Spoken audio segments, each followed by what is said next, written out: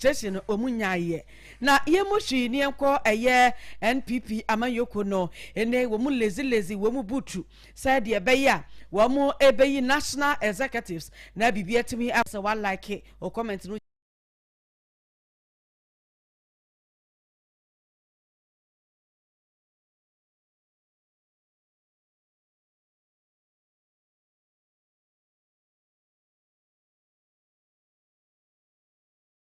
jane hwa ebeka ne kama pa edi amanase eko edi ama chief technician bongo nadama na chese odemi edi ama nadama na ode yen edu youtuber wo hwese ne bibia ebekon kan na se ekodi ama ade pe na edna na ye mada na efiada boja ye timano yankasa na ye se eye nkunya chese ye be piepia so dia ma o sanso no de ne ho eye kwame abrante ta echi amofa be ma tenten gramo enso eka ho papa FM 95.5 Abusuya yense somna se enfama nda yenkopie mu ewosu watimi ya challenge sanke hu be ya sa high court judge for no ene wo hwe ono ene wo hwe omu legal vacation ti a wo mu kwa no criminal trials bi ho a yetimi etutu ahyeda saa nunti no emoa emma Ghana sade yesesa bio hensamfu nti na court dan wo ho eti wo hwe na bibi e kire wo so na enuoma entimi enkon kan a na chese ene watimi di akwa dan Supreme Court enumu ena wo chim se enke hu behia papa se nei ka wo sre o se Supreme Court be ma hu akonya na ka high court judge fo bi wo hodo mu a wo mo se legal vacation ka wo mo kọ eno no ka ye besre ene esa ye betimi ahwe na yetimi amoma ba betra so na criminal trials bi ho a emprempre ya wo matimi adi asam no ansa na bibia timi aba osuma pase kenu bebua papa sense ye betimi akase wo mo legal vacation wa amabra mu saade aya suku foko suku a ewo mu a yese akwama wo metra fie no sanso na akwapie mu ewo aya akotofo ne agagefo ene Ghana emra se bedwa fie kura wo mo semra hwe ma bibia timi konkan no toda no mo kwa trase ya mo breaki mo kwa just emergency ene na ubehwe speaker of parliament watimi afre wo mo senke beya wo mu timi emra na wo mu emedi asemu asie hu komo na bibia entimi enkonkan na enumu ena eye onmonyamfo kwadwo ponkroma ene wotimi gire mu pa wone ne private legal practitioner eye onmonyamfo Frank Davis etimi edekọ court esrese wasrada ene chief justice wonhwe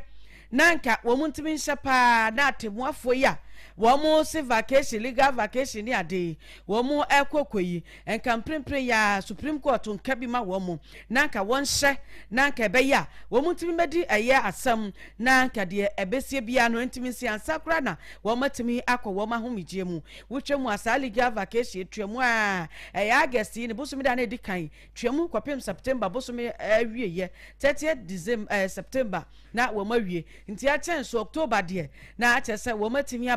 aba be yadwuma enumu enanka odumonyamfo kwadwo ponkroma ene ne private legal practitioner yi wora Frank Davis adekọ ya nanka wosre sanke be ya we ne de enye ohye Supreme Court mra mu bi visa wo hu asem aba na ye de wasam na ba be se bia August yi mu sabra yenke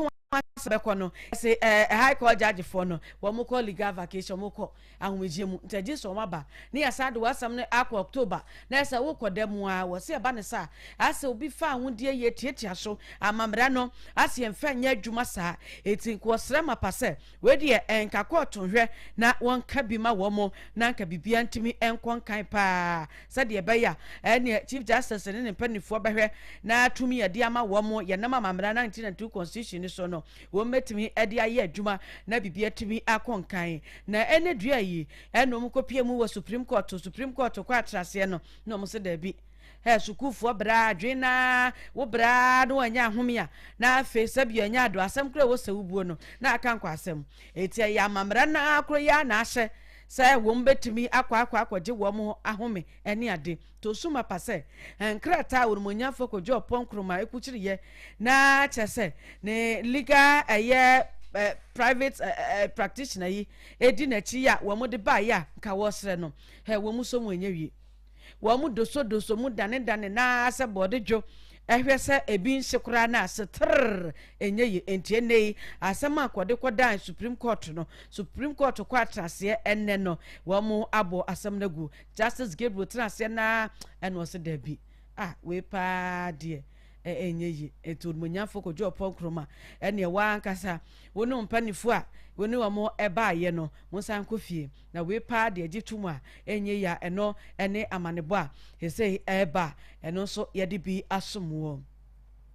Ebusua yeto ansam no eso ede amaw na yakopie mu ewo NPP amanyoko no emu na make say wo NPP amanyoko na ene omatimi ya lazy butu atna sia to aba no efri ahyase ya mantem so wo matimi ato sa aba no awia bibia etimi akwa dabrel ede ama wo mo hwe ne mu se ene wo mo betena se na opanyina wo sefata se wo beye eye titire ni chairman ede ama party no wo matimi agi no ama bibia so etimi akọ enkan ene de national secretary na wo mo so etimi agi no na bibia so etimi akọ wie kama pa ede ama wo mo na ye hwe se de sibite panifo ene wo mo nyina so de gina brane na wo mo so mapase wo mo so di bre no se wo mo etu ahene ne esi ahenefo etuma wo mo ebeye yeni panifo a wo mo prem say yem to abane ma wo mo chairman NPP national chairman wo mo pere wo yem makomako num woni monyanfo boache agiako chematen kanidi ho wowura Jomboadu ene wowura Bernard Ntwibosi akochema wuntimi wowura Paula Foko ene wowura Samikrabo no so eka ho pa nipa num ene epre chairman dibre no vice chairman e kura de makomako enkono ena epre wowura Henry na naboache na bi Richard Ahiagba ena nana akomia Alhaji Masaudu Osman ena afe Bright Kumi Mustafa Hamid honorable ena odmonyamfo ya Frimpong Kwadwo Bamba ena wowura Sampan womo ena epre vice chairman dibra nipa nkono a womo nyina guso a womo enam a aprobo eguguso a secretary so yowura nipa 9 Justin Kodua Frimpong ena Dr. Charles Jamina ena owura Eugene Boache Entry ena owura Sylvester Tete ne baby a yegina no wo hwe organizer so nipa ndom women organizer nipa mienu Nazira organizer nipa 9 youth organizer nipa ndom national treasurer nipa 9 ena national communication director nso nipa miensa ena epre na wo hwe tema hono a enipa makomako enum epre na wo hwa obi ya namu ene ebi mu se o je bia na ekọhwe Adwombo na so se NPP gina ho na mo pe national chairman na so obi wo de enum a wo mo ekwa akopre chairman dibre no national chairman no wo mu ne se wo wura Adwombo wona wuradi kan pa sana wo wura Boache Jako etimi aba sakra na former NPP national chairman wura Paula Foko enso etimi atoatoa so na enum no wo hwe survey ya yesi wo ase se de ntia ye busua baako afa kura no watimi waka bibi wo ma wonsiesie de woni pa hodo wo pa do wo party ne hodo no betimi aboa ama de wo firi mu kura ne kon bedo se obeba party ne mu odmonyafo ne mu odmonyafo Boache Jako ena etimu ne se o enioma ne nkoyie nkoyie eti wono de wo ka ni pray ni premfa kasamafo ade mo odmonyafo Boache Jako no wotimi hu ne se sa survey na eba abonten no wahu global info analytics for survey na wo mo de ba abonten no wo mo so odmonyafo Jomboadu ena eda kan wono no obia pena asem eni sese ne wo se mumu ayesa tinte hu mframa fire na de ne konsuo kan na no adwom no oda baabi wo se sa na survey ne tie no mo de wo ka ni pray ne primfa se de si wo mani so eni se de wo mahu ne se odmonyafo Boache Jako ne nkunimdie no eko ede amano. The greatest sound of all day long. Ahwenepa 95.5. Yadasu ejina NPP amahyokuo no akache da nansemu a ene hu se ene wasu kokoko woma kwakwakoto aba na woma yimantam wopanyina obedi ehim ama bibia timi akonkan di ama womo ene no so regional chairman yeyiye regional secretary ne bibia etimi ekoso wano a na chese no so ene ho amanebo a etimi ebetodwa na wasansem kro ya mu a chese NPP amayoko no eto abawiye na utimi hu se asante mantamu di odi nkunim na wone ne yonko a woni no ekopre ye wodi ntwo etimi aka abomu na bibia so etimi akonkan ene secretary yehu bia nkasa so no munyafo poyando okopebi ekwawi eche ne wodi ntwo na wamo kenkan na wono hu se nyoma nkoye no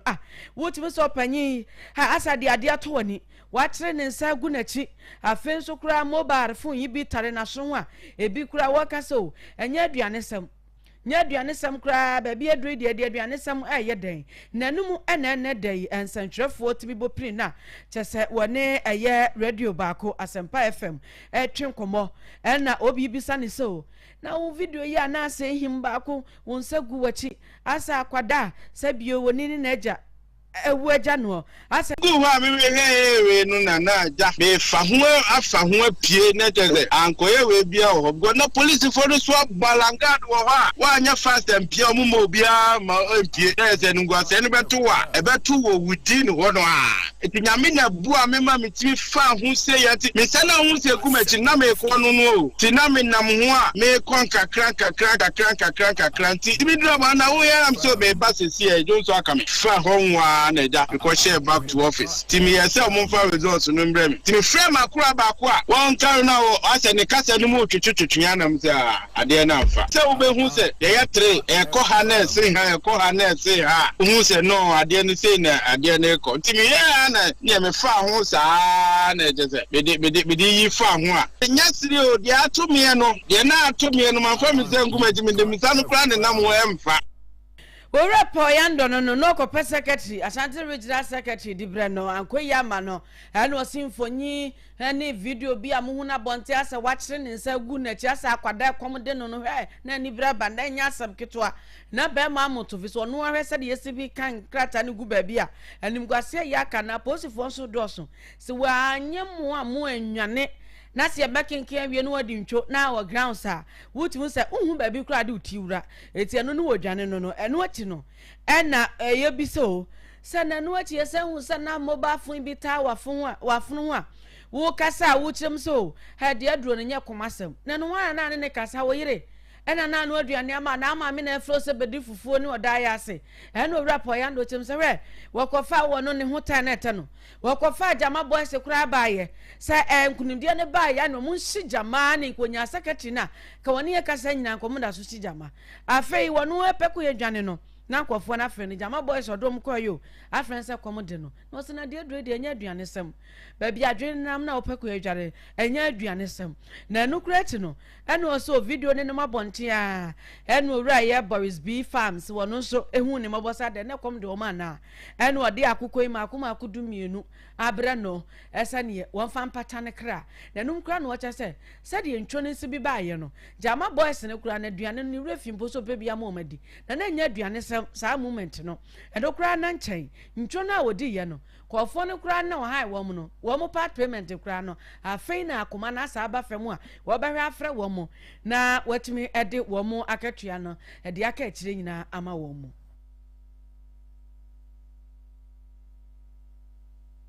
ya me ko fo mo so mbeshi jamai wo ma frɛ me se duro ni bre pa ye kenkan ade na ayi konti boys ya me ko fo mo so mbeshi jamai wo ma frɛ me se kwam de wo mo ne baby adu ye kan ade ni pe hu ne ho no a che se ye hu de ye wo ti ase kwam de wo ti ase me ma fra de wo su kwam zan be ma ye du ba program a wo so hwesi ewie bibia se ani je ne ye toa so o se ye port o se ye dan a wo tu kwam frɛ me se mi nya accounting no MSN kopa aduane ma wo shi jama kom do mo ntimi nya account ne mebe aduane mo na be na mo nya bi adi because dia na ato me no ho ane betima bi za me omo balance kura no up to now fe na mebe hwe wo omo ediamom to me there na ahomte but Boris B Abraham Nkoko captains baako 12 so Boris B farms wa ya de pa oh sir eda o se o te se make aduane asem enti no Abraham Nkoko na bi seni so nyina ne senkunimdie ebekọ ede ama NPP amanyoko no 2028 eti wo nyina wo so ma di ntwo nanso wo no owura pa yando na afam de wose wo yede boa ma party ni ejina yie ma party ni timika sampa ye kokon ye di nkunim no eno ohwe no wose bi kura na nyame ayo omadom omudi nkunimdie ni wie 2028 na nkofo yi a wone ne corporate secretary ni ade a wodi ntwe na bi mu kura akopetumi wa aban mu wose ba se kwan asa abeda wa man na ebia ba bi okodi ntwe wo no wase nya kwan ahye wo na emum wo ka ni pre nye pre mfa se won twene ho na afem de campaign wose wo ye editor Dr. Mahmoud Baumia and NPP achi no obeye. Oh, yes, I'm myself, but we have to respect the decision of delegates. Sure. One more Mokoto Abano, we have to respect it. And every Ahwenepa here say the new executives at Chino, and no was here because here was a Kunda 2028. Fraba and you have ready who answer Marco break. Near Pepi, Mamia, ya Juma. Ama bibia timi akonkanya emu break ko eni otimu se o enka setre was assembly members wo mutimi ko na presiding member ye da dwuma tremu coordinate se bibia betimi akonkan pre mampunchio etimi baso asante achim south mansimu ano na ayese enei abo kroko speed ene kanka bi nante ekonya afiseni presiding member na watimi aba behwe ama nyoma timi akonkan enne nyame adom ejebo enrada panifo etimi ekwa atrase ehwe se bibia betimi akoso kama pa ede ama wo mu a enu mutimi gina mu ama nipa mienu enetimi ehwe yese wo mu ebetimi agina ama nyoma timi akonkan ya etia nrada akopie mu ewa asante achim south assembly ho a na achese presiding member edibre no nipa mienu ne gina ye abako eyonumunyamfo eye Dr. Amuaku Emmanuel wono ne nkurumdie timi koma na afi wonumunyamfo eye entry Patrick Akari keke sharp na dodo na afre na twede assembly member na enrada mpanifo assembly members yi etimi ekogina ya na wo mo hwe se bibia betimi akofise wo ankasa na presiding member hu sukomo de won papa fiso mu hia presiding member obetimi aba behwe ama bibia timi akoso kama ede ama wo mo na enno da mo kotena se no assembly members ana e wose wo mo ebeto abano eye nipa maako aduosia enwotwe 69 ena na wose wo mutumi ebeto abane kwowieye no na mu 68 ena aba na ekwowieye owura eye Amuaku Emmanuel enya abane mu eye 52 ena owura entry Kakari Patrick enso nya abane mu 16 obi en ho a wose no rejected vote enimu entina chese nipa 68 no mkoye no na wose 69 na emum 68 ne koye na chese mu nyina etimi ato abane kama enti owura eye Amuaku Emmanuel enya 56.5% and Orange Kakari Patrick esunya 23.5%. That is say Ora Amuaku Emmanuel na Edin Kunim say presiding member was Santi Achim South Wanumu and electoral year commission Penyipa wo ye mensinimo ye maame Francis Kadei ye boa giremo Timika sa debi ye beto awie na electoral commission me declare na je sem kunimdie no e da so hyeboto mu entimi nyi pie to ogina ne tumi so e ma de odin kunim no otimi da na di na sei ene se bikoye Principal Director, Mrs. As the power invested in me as a Principal Director, I declare Honorable Ahwenepa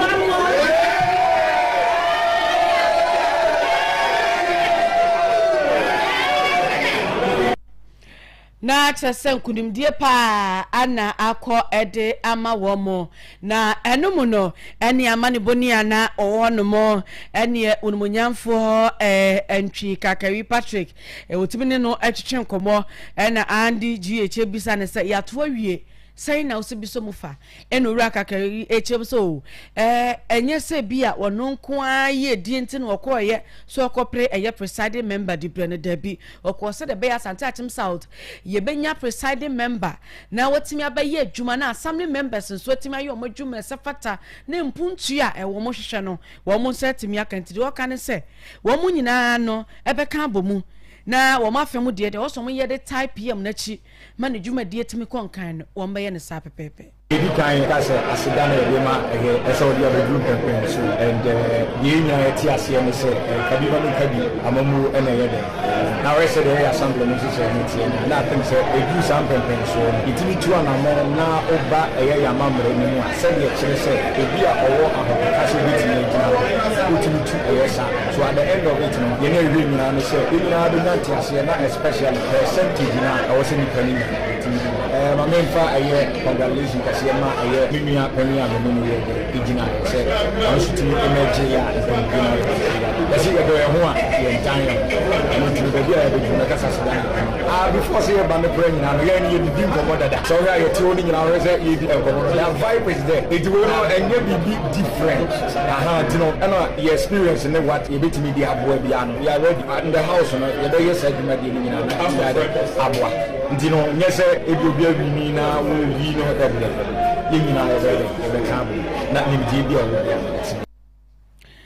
Yenya yebeka bomu na de wose ye ma Asante Achim ejina no yetimi aye owura eye entry Kakari Patrick KK sharp ene ye friend no na de chemu nsem dwumadie so ene dai na Andy GH ene eye presiding member ene assembly members na to aba na to Asante Achim South enso beka se ye we presiding member owura eye Dr. Amuako Emmanuel honorable atwenkomo ene obisa ne se say wedding kunim dia ne ehwe animu enu ochim so wono nani age papa fi se wo hwe assembly members a one wo mo ehsom ewa assembly ha obia fi baby ne ba ye obia nso kita ne nim de ento so mapa se nyi wono nko a fi se nipa ba ko nsa entimi nkata nyankopon ani na de obeka ne se woda wo mu nyina se papa pa afei nso no wo sha Asante Achim South wano ye wo former presiding members me no mo mabesom se presiding members ko wonumunyam for ma me ye Beatrice Chei people's mother and na for wonumunyam for Reverend Ransford Asante wono so we pastor ye PM ya eto hu ne se bibi a kire na adwen so se wo se wo ben wo mu omutu ne fo wo se wono so fa no mu nyina ka bom ye adwuma se de se adipia ma Asante Achim South etiminya baby gent won de wo ka ne se wo beboabo nyina no man ka bom aba we nya party sem wo se presiding member adwuma any assembly members adwuma yenim party Q party F yenim se party we na te so it's a sade a yenyina yen kwa da bi wo so obere se ka bom ba ye adwuma na de so mani so no mo setimi aka They said with the experience, free baby, my Mr. Saying that you have a hospital, like as I'm a pharmacist and pharmacy, I'm a doctor. He had about 23 work experience under Ghana service, 23 years. Former PM2 and a work current assembly members. And he no mammy, that mileage, no, as any EBR, advice, BR, no, whatever mammy, no, me, mamma, and I say, I think, Yami, mammy, be fish, and I papa. Reverend, immediate past PM, Reverend Ransford. Into a humanity with these people available, no, at least, and with the kind of people are your own assembly. I'm talking about assembly members, no, vast individual differences in terms of the ideas. There may come be a nipa and when I'll be tapping from all these cadre of staff and now say cadre of people are more a war assembly and will not move forward because I deal with nipa bako untimi and yet Tanya Yananka nipa bako and sentiment Katanyango point with the unity that is now coming our way, no, and then other people are more around and are more on board, no. I believe saying I can go more with me achieve success. Eti wabaresa wane assembly members and former presiding members yi etimi ahia taso no wetie wo mafutuo de kire na ono soso bia no obane na aye ntietie akọ omonchan na bibia etimi akonkan na onimunyamfa moako Emmanuel eto ne nsem so no en wasi o alawa hu nsem no ebetodwa say assembly members omo asante achim south wa alawa ne ma alawa nsa ban no hyebo say wode be ma ne ma nanumu no wase wo da Ghana Association of Assembly members panifu ase papa wo mo so kan bi pa na wei etimi wiedu eno kra na nche no wase nneoma nkete bi ena etimi ekosan ahoma so a ma o malawa no etimi twintwan ne nase etidi o kan nyina ne saseda eno de mo bibia allowance ne die no nfa on account and no account and no e mo aye tete bi sa but eye enro no explanations bi asomdwe Wo kura no na presiding member Edema Santi Achim South wonimunyamfo eye Emmanuel Amuakon editudwa se we na abasai no empuntuo no mohwehwe enti wo munyina eba beka wo madwambo mu baabi e wo so mo de fa soro baabi e wo so mo de fa ase ma Santi Achim tumpon no visa wo hwe a nam se na wo munyi presiding member no wo mo akachi wo nneoma bebree ho na nne ya wo manya bi ono Dr. Amuakon Emmanuel honorable abeye presiding member de ama Santi Achim South no obehwe se mpuntu nwuma bia wose wo mo so mu ye manitimi ewiedu no wo mo beye time wana yenye ma hono kanifo mu di yeni no omo aye bia na yenso yaba na ade no to say always bia no challenge ne ba the way forward if you can bend the pass so be address say if we continue to hammer on the challenges I don't know the day ones are but with a crop of enipa e wo hono you say you betimi aye ne aya bro so correct never be bring na e kenchi but ni nyina so be e free ndi nyame bo yenya PM ni e America nema abubu ni aye intention na e asomwe ene kanko Asante Achim South municipality. Any ayeti ye presiding member Edema Santi Achim South mensi ye onimunyamfo ye Dr. Amuakon Emmanuel ne yakete fo se wasugu so wutie Ahwenepa Kaseɛbɔ Kaseɛbɔ shade so wudru YouTube Ahwenepa FM na wa like it now the comment ni jan ho na bibia etimi enkonkan kama pa emfa emaye na St. Gabriel's Credit Union say wusika honsie nyina no mo ye busua wo mo twu ye no nkan kwon pa de hia na say wo do ntema baba bo mo dia no na wo matimi aboa na bibia timi akonkan St. Gabriel's Credit Union happy family eti wo ba passport pictures me nsa wo address house number na phone number registration fee no 35 cedis so per share to akonya wo hono mo na wo so timi ato share na bibia timi akonka fafa na Ghana wo betimi ato share de mfa so ne de buburuja wo mo dwen say wo businesses wo betimi atremu ti wo per besia be ma obi nse won ketekete mampode na akọ main office no wokono St. Gabriel's School Cathedral premises wa meche Roma so dan na wokono no kese mu no market ne chi wa obehu wo mo en na dwaso wa en ye wo ba eye run about Roma so dan nim hono mo a wo mo hono mo afi asanka yo obehu wo mo en na eye duma sanso du obehu wo mo du ani ache mo wa ache ase akwantempon ne so frɛ 0242 118469 0242 118469 Ebusu ayeto asam no so ede ama oni nkopie mu wo panyina wa bin ye pa bana manyosam ho a ayo onmonyamfo piesie anto na odi atodwa se wo man Ghana ha no kamia yesese a lawyer fo na afa kura na judgefo na no nancha posifo asempempi no no susuye mu no wotimu so mbotum hia wo mo pa sensamra no wo mema no aye adwuma wo se wo hwa wo man Ghana kwasibroni ebesi yeso na nneoma bebre wo wa ojade ma ye ne a yensu yesomo wo se ebi yesa asembesi na de bekokwoto na we pelo yani na court no bekono atemufuo kan o masem yeto ahyeda wo kina ye de afa ha wo se ubehu se emu betwe moko asetera bia so wo lo yani abefa no ne fango fuare a wo begu ka mu hoka eno so yoda dwen afia posifuo ene wa asem ba ya na chese wo bani ma yesede osuma pase enka wo behia pa se san kwofo mpanifo se yenchi kakane asem si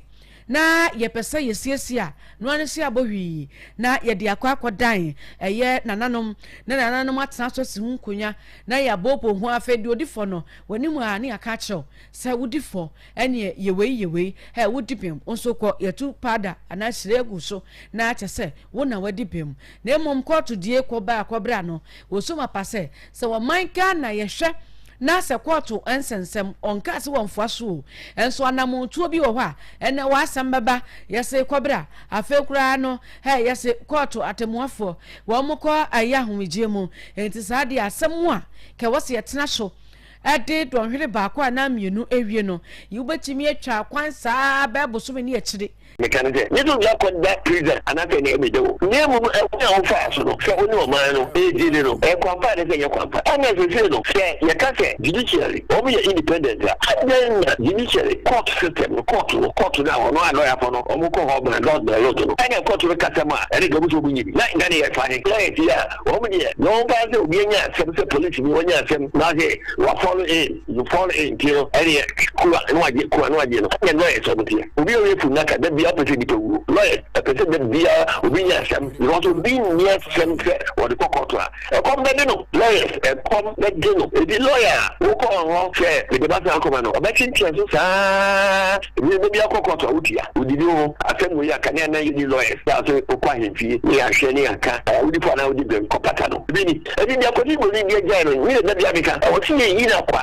ya ko school pa ya ko school ye be school e bro man obutu ni no ti dia enye o se ye ko ni ni ja na enye yi free ko o se yi free ko and one institution any sa court from judges any lawyers any police ta ko for me and so no ko mo e ye gupa o man kana adia ko ni ja no endo ene ensamua nana osai piesie anto wabiye pa ewo amanyosem wode edan ye yemoshi na yebepie mu ewo asante achem central ye wo manga na hanomo July bosom de tosu edunsia ena demonstration timi ekoso na hwe adoba fo nkabumuku afekura no asante achem ekuo mpanifo enso timi gigina mu pa anu mu kiremu a wo se da bi akwanfo akwantantan pa headquarters asante atim eneguo hwesire wo se wo firi dwaso ba besena komu akwa sakura na betra akono no no wabremu na no mo ye demonstration ene mpanifo tibi ba akra asase kra no na yese omunyai na ye ma posifo mo hwe ma bie ntimi nkoso fi se na police fo permit omuhia firi wo mo ho fenso petition no na wo se omutibi church ho nkrata ne ade koma mpanifo a na ade chemu nsem dwuma die so na due ya na Andy Kofi Amponsa Ghana fo nyina Kofi ene owura eye ono na ye convener edema asante akim eye central owura Michael Wusu afriye na yawo asante ene bi mu frɛ na dodo na fuma eye koshi na obia enso efrɛ no wona etwen komo no ene wose o na se ekwan nye na wose mpanifo tena se ne de mu petition eba na wono akasa wodwen ho a wonte ase afenso kura no wose wo hwa saa kwantimpon ya wo mo ye ho ye kire no nyese bi ekwan bi a eda asomasia na wo binti bi mfikire ena bia wo mo ye kwan ne kura no suo tutuo ena mo ko wose da bi ye hwe kwan ya wo ye ko ho ya adrobafo ye ho demonstration a ye wiase nyina won kasa Ghana nko a fisa Burkina fo wo ma besena konkran obefa ho ha Ghana ni afrinkran besena kokumase obefa aha ufiri kumase ba besena konkran wanya kono ho pa dwaso de wubetwam eti wonim de enti a eyasem hia na empanifo ani twia wo man kasa na mu ene ewuduru kono ho na wo kwa watime wura kono ho kuro nim kura na wo kono swimming pool enche kura no fish ni ade nyina ye beyi bi wemu da ho no mo saa agojanshin ho na wohwe wo baya sana abetom no wasan sori asan to aso traffic abedimu nti wonim die nti a wo so mo pem so ansa no hu mapase ekwan ya aye adehia asem a wo sempanifo mo mani kwa na demonstration no nye so mo jai na emom wo mu go so tutu nioma demonstration no ehun komo no entwaye na entotoye se akoya na akoya se politics pese ede ne ho behim ba me wa enya politics ntini eye politics kra na obi na abeyo ene wa nwia foforo ba enka ene kwan so no se ye Ghana fo ye haw ene ye mo haw ena se yamane ye damo so a na modwene ye ho dia kamwa ye mpani fo na the politics beto nchen na nka kwan no ma hwe no ma ye se obi a binum din komo na ebi a no ye asante achim free asankar ne babia de ko du bi ni babi asante achim ko du bia na asante achim esopa I think say other ayini na it is our problem we no ECOWAS road offer Nigeria besia ko Burkina ne ade a wan fa konongo dwaso from konongo to ye onko ye kwan so na aka fia bi da so ho ye ni babi foforo bia fa ti saban mi ba impo na obone kwan fa babi ese nkrofo mfudie nkrofo adan nkrofo dwapade ese ode be ya kwan na nkrofo sungu omo ye ma no mote ase me ye na aka 20% a adentina se o ka chem se me ye demonstration politics enya ne sa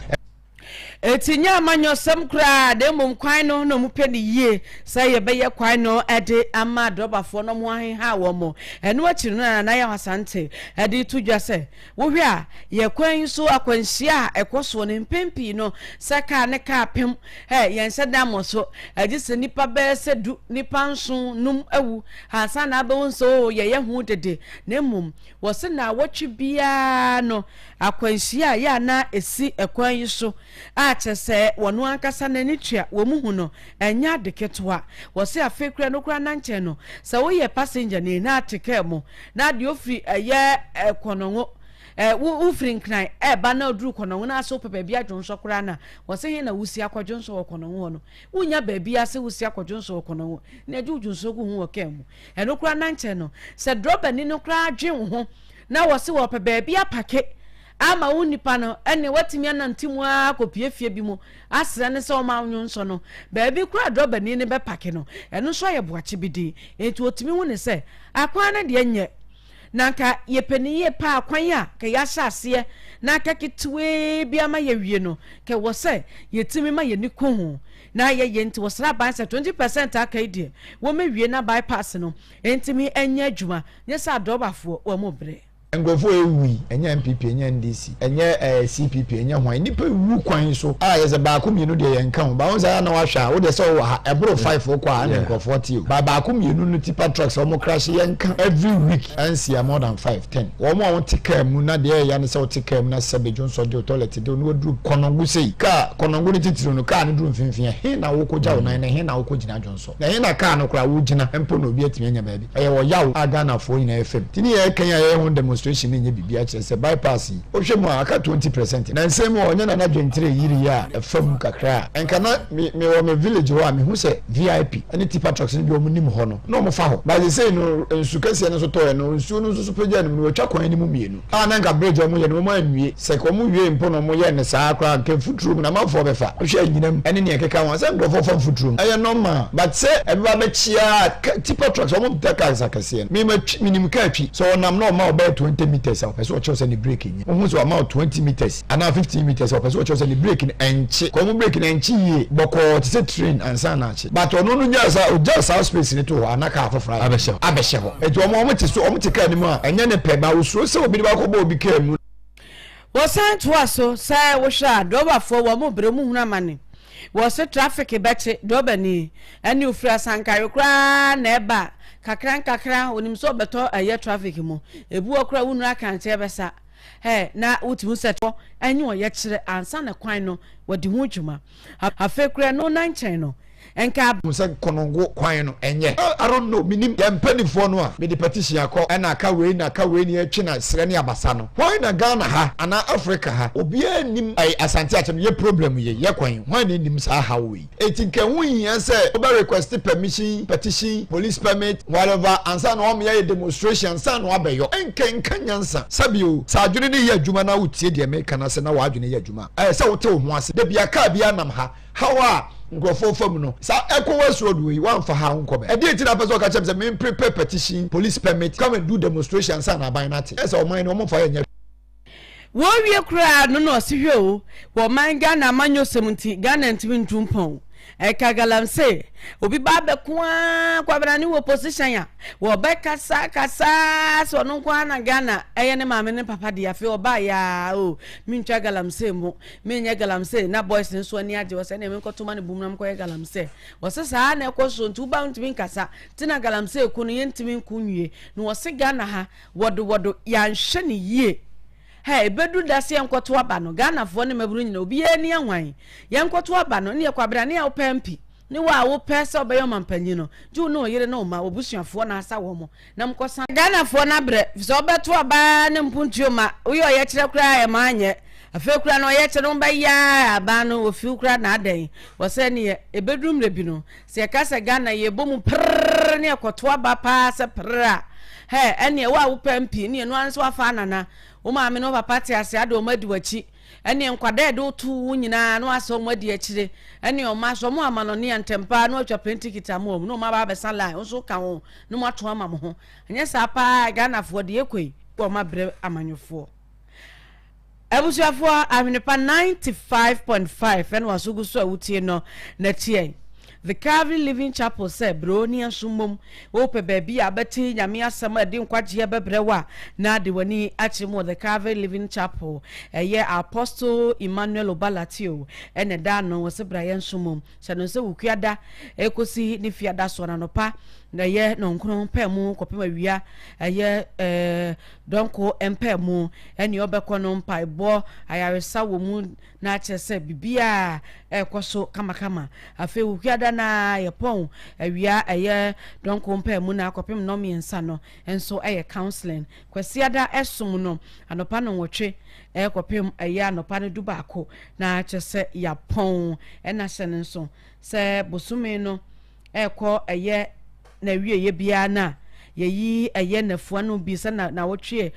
etwato anase de toso mienu ne yisi wono na chese ya ye watch night edwada kopim ne fiada obehu The Calvary eye Living Chapel ewo eye Obogu Central Assembly Obogu na behu Reverend Oba Latio for 0243 225450 0243 225450 from 24 ebeje woso Asante Achem Community Bank PLC se bra for sika ne bra oposo sika ne nyobolo enhye kama pan famawa na de ababe dan e beboa wo amo sika no etimi ahye kama pa etimi edi amount wo ba ya kache current account ye bi ewo ya kache fixed deposit ne nyina susu wa wayi ye bi ewo ho no mo edi ya ne se obeba ya nkra bata ne doso kono ngo behu ya ago ye ho dumase dwaso ofo ase Roman Hill ye ho afo kwanta ayedua se na afi headquarters no ebodwansa free 0243 02 1486 0243 02 1486 Providence Healthcare say free screening no munim ye dada say ade ayaya nye de edikania ye ba be ye ade a ewo ho dada ye edesum ye manfo ye ba ye enti nyame ya aduma eye 24th ekopim 30th August ene ye 21st enti eye 24th August ekopim 30th ade a ye nyame aduma dwode de enim ya ekopim ne na wotwe so ye the free screening no eba intibra o pressure no weight to height na intimi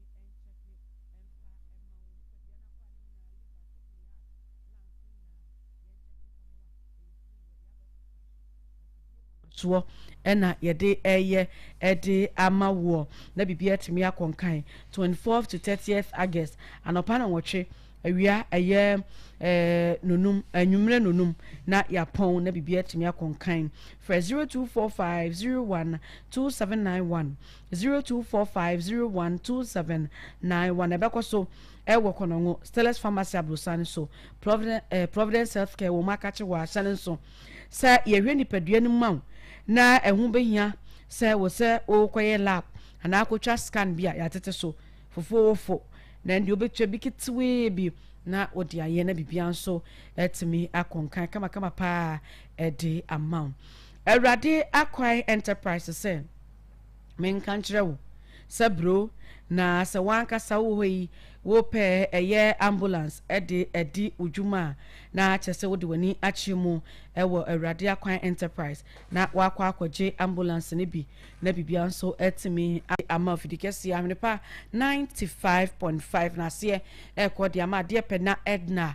na afode ne ho eye Kwame Abrantie be ma tenten gram amufata mechi na eye technician chief technician eye Bongo 4 p.m. na dama wodru YouTube Ahwenepa FM so no akɔno like na bibia nso etimi akonkan no ne ma ne no bibia edemu kama pa etimi ede ema yen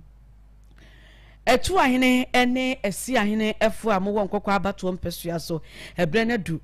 die wonim kon ne de ne gina ko ano na yenim se eba ne ma yi edie man kan kopa de a salon eye adobia bebe shiredu wo ya de papa wono na ye deputy women organizer ne wo pre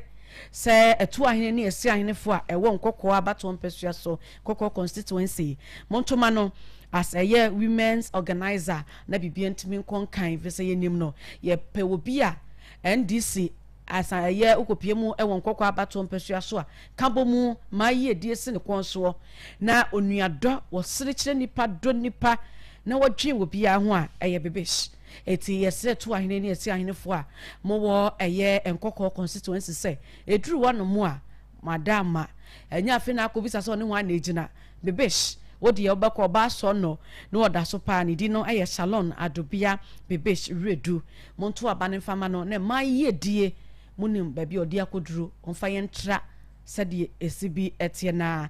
ni motor so unity development and women empowerment obi odwen maye die ho kabomu osirichire nipa na wobu nipa